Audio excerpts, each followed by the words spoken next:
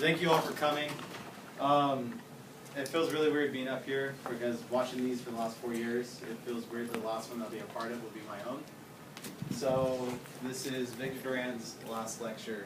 And going back to the Golden Days, something I kind of take really big pride of is that I would say since I was a little kid, I've been like the exact same person.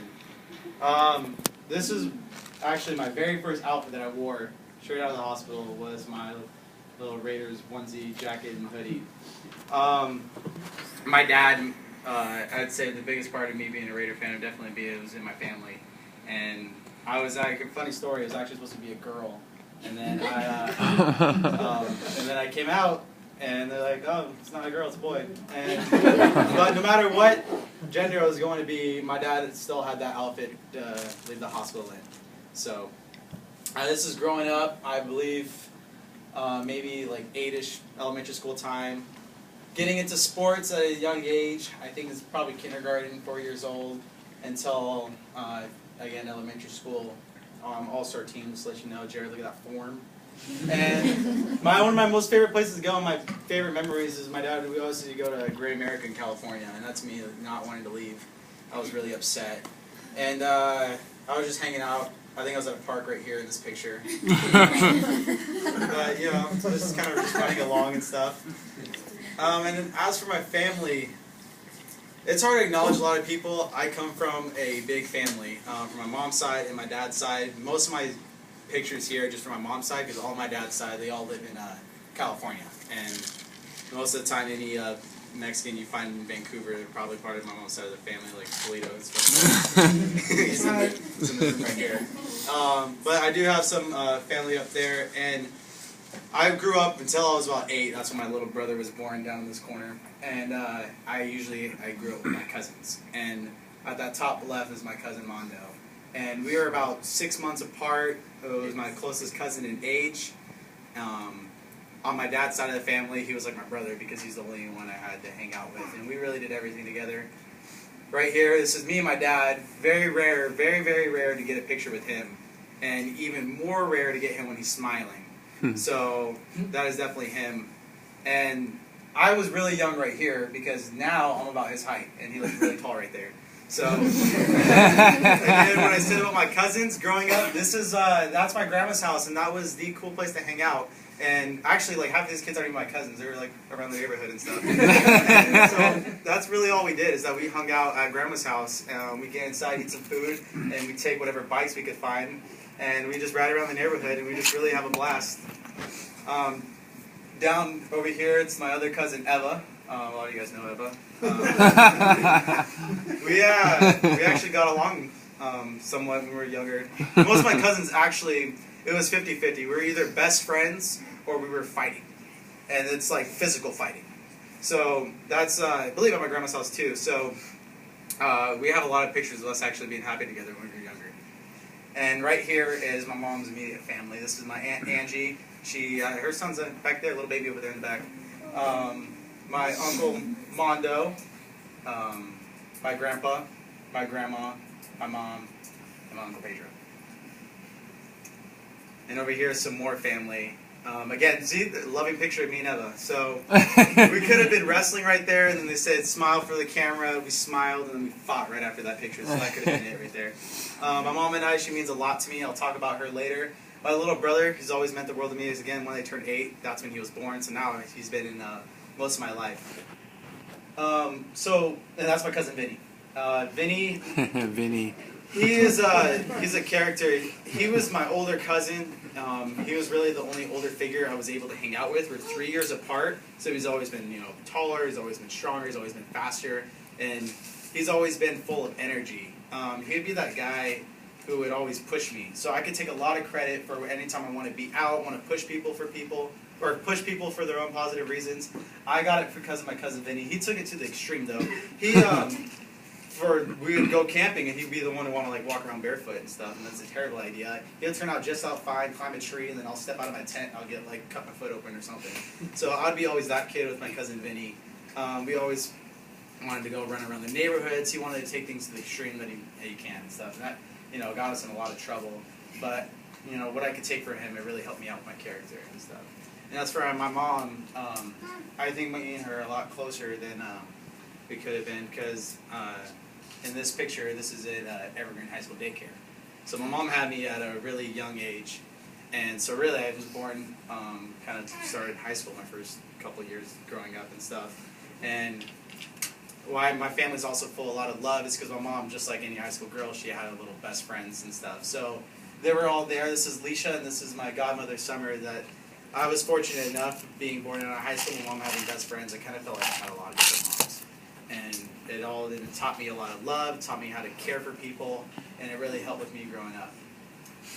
And they didn't fit on the slide, so they got their own slide. And this is MJ, and this is Bella. They're my princesses. She's actually the mean one, and our pit bull, she's a little sissy. And you guys know my dogs, their personalities are outrageous. So they made the family slide because I care for them. They've been around MJ about a year and a half, 2 years, and Bella in the last 3 or 4. So they're definitely family. I wish they were here today to watch this slide. And now, a lot of people, they kind of look at friends as people to hang out with, people that are there for you, but to me, if I care about you and they care about me and we're all there for each other, it's all family to me. So I consider them all part of my family too. And some two big people that I have right there is my girlfriend Shayla. We've been friends about 7th and 8th grade, dated in freshman years. That's our freshman year homecoming picture, and this is our senior year prom together and stuff. And she's been there for me, just looking outside, just outside of being a girlfriend. She, being there for me when I needed to, really keeping me sane throughout high school. And here's Enrique, and as I said before, growing up, kind of being the same person. And him and I really are the exact same people as we were back in either 7th or 8th grade picture. I actually found this picture, I thought it was hilarious and stuff. And senior year in high school, we kind of became the same character and built a closer relationship. The only thing different is probably facial hair and tattoos. So, other than that, we're the exact same people. So, and then I got my other guys and stuff. Football has definitely built a lot of relationships. I think so can a lot of clubs. And Elon, Ben, and Lauren definitely need some acknowledgement in here. And these guys have actually pushed me. And you really don't need to be my most best friend that I need to be with my entire life in order for them to be important in my life. These guys have been around just in high school. Ben, I think just like a year and a half, 2 years ago, and already made just an incredible impact on my life. And of course, Ruben, my next year's roommate, go Dogs. He's him and I kind of growing up in the same boat, and so we have a lot of related to each other just by that itself. And then it turns out they were both pretty smart, so we took the same clubs and both into sports. So really, exact same people and stuff. So, and then I got, of course, my boy John. We took this picture, and for some reason we needed a picture together, but none of us ever used this picture for anything. No. So I thought it'd be perfect to use in my last lecture and stuff. And John definitely, of course, he's definitely that fire. And, he's definitely just been there for emotion reasons. He's also been there, of course, as my DECA partner. But as a person as well, very similar to my cousin Vinny, has got me to my most extremes, which I could take, from my characters. And here is also some of the crew. We took that, I believe, at the last day of our junior year, and now we're here as part of our senior year. So they've still been there around and stuff. Again, a lot of these people aren't always there for me, like best friends and stuff, always right next to me, but still created a huge impact in my life. And here at the fair, these two, Jason and Chris, they're funny to be around. Couldn't make it, but I put them in PowerPoint notes. So my first lesson in my last lecture is that you never know when life's door will shut in your face, so you got to enjoy the room as you can. And I kind of took this from a different lesson that I was taught, I believe, when I was in the 7th grade. And it was from my uncle, who wasn't in my family picture earlier. That picture that I had was for my family. For my mom's side was for his funeral that we had for him. I put a quote on here, is that when you meet him, greet him with that ghetto smile. Ghetto was his nickname. It was Homero Ghetto Mendez. And why I believe he's really important to me is that I believe his personality and mine are very similar to one another. He always had that great smile, why it said that, this is from a song that Ghetto Smiles, that even when times are rough, when you're not even in that best places that you need to be, that smiles what really just keeps you through it. And no matter what situation that we were in, he would always keep that smile. He had a tragic incident, some gang-related stuff, and he was cut short. So that's kind of what showed me we never know when it's going to be short. So you want to enjoy as much stuff as you can. And which is kind of why in high school I really wanted to be as involved as much as possible. So this is kind of what got me to DECA. And just DECA by itself pushed me in a lot of different ways. A lot of experiences. Just outside of the traveling, I put Salt Lake City, Anaheim, and Atlanta on here, and just by those are just some of the greatest experiences of my life. I also built great relationships, and that bottom picture right there for the last like 3 years, that was my little favorite DECA group to be around, Maddie and Sammy and John. We used to go on crazy adventures that DECA just built from us, and then we just created this friendship, and there was just, if any of you have just been around, just any of us four, it's always fun to be around. And now I have my officer team this year, and I've been part of the last 3 officer teams, and this is definitely the strongest officer team that I've been around. So just by DECA itself, why I say maybe this is just for me for my DECA, but as a lesson for everybody else, maybe DECA isn't your thing, but whatever gets you to create the best experiences while you can within those 4 years of high school or within your life. Just find that click to make you explore and make you enjoy everything that you can, because you never know when that door is going to shut.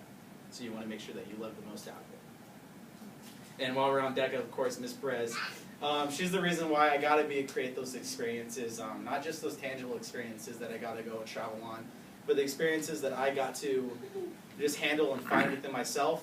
Definitely a big credit for building the character on who I am, and why I think this picture is really great is that I kind of look at it as the Stoles, everything that she has taught me, everything that we have accomplished together, and being able to put it back on my shoulders, and I get to symbolize it walking across that stage next week. So. And now my second lesson is to always put yourself in the championship game. And just a side note, that I believe that I have lost more than I have won. And that is a great thing, because just within the senior year, I found a lot of accomplishments that I could be proud of. And I'd say great thanks to all the people who have led me to this way. I have just the senior awards night last night. Getting into UW was a huge accomplishment. Football has found me of a lot of accomplishment as well, some academics. And why I say put yourself in that championship game is that you kind of want to take everything as serious as you can, to make everything a competition is what I tell my little brother, and to always try to win. And so when you push yourself to that extreme, that's when you start creating a passion for it. And that's what makes you care about winning the most. And it also makes you care about losing the most. But those losses is what pushes you to those championship games. So these are all the awards I have gotten. But a lot of it, which you don't see up here, is that in track, I've done track since my sophomore year. And sophomore and junior year, I just kind of blended in. I was kind of used to, as you saw, just getting those awards and stuff like that. And really, I don't count it as a failure, I guess, but I just wasn't succeeding. So I didn't win that championship game that I wanted to in track. And then that just kind of pushes me and keep going through. Now this year I got to do javelin, and I found it, and it kind of put me finally in that championship game and track and stuff. So there's also, I've been in some bad relationships. I have found some times where I felt really down on myself in DECA. I actually, fun fact, freshman year I got cut from the swim team. Yep. So if anyone wants to ride in my ego about that, I got cut from the swim team on that. Football, I have lost a lot more games than I have won. Just outside my freshman year, besides Camus. Outside of that, I've lost a lot more than I have won, and just by the character that I built through that, actually I wrote a quote, or not a quote, but a thought that I thought of, is that success kind of builds who you are. So I could build through my characters by all the trophies I could show my kids, but those failures that you go through and those life where it brings you down is what shapes who you are. And without all those failures, I do not think I could be able to make those sessions. So what I say is make everything your championship game. It is okay to fail if you make everything your championship game, but I believe that a lot more successes will come out of that. And my last lesson is to find your motivation. And I believe with motivation you could succeed on anything. For my first motivation, by far, would be my little brother. My little brother,